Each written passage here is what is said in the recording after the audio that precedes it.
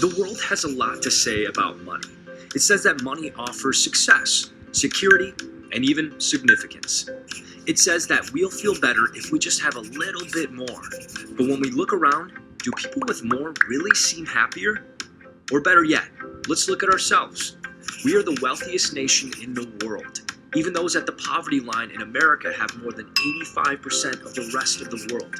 If this is true, why do we have so much financial fear and discontentment?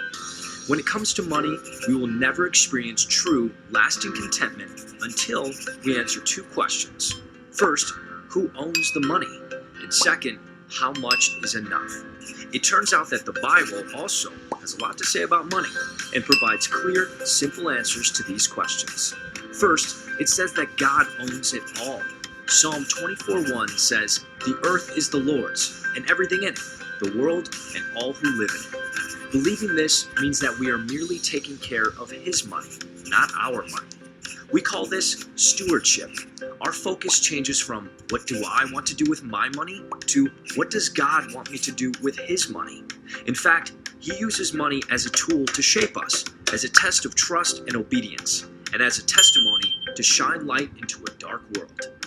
Answering the second big question, how much is enough, is a journey leading to true contentment. You see, we all have a finite financial pie of a certain size. With this pie, we can only use money in a few ways: to live, give, owe, and grow. Before using any money, we should all heed the words of Hebrews 13:5 by being content with what we have. We must choose contentment. Next, we interact with God, who owns the whole pie, to decide how much is enough for each wedge. The pie allows us to see that there are no independent financial decisions within the pie. It reveals that if we have a long-term perspective, we make better decisions for today. For each wedge, the Bible provides wisdom that applies all the time for any size of pie. Spend less than you earn, because every financial success depends on it. Give generously, because giving breaks the power money has over our lives.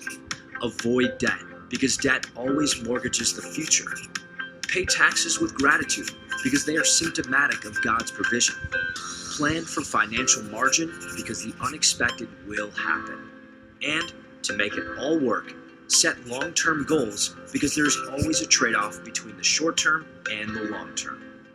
This is our stewardship journey. This journey leads us to contentment, confidence, and better communication. God's financial wisdom changes the way we think, act, and communicate about money. So let's listen to what God says about money, rather than what the world says.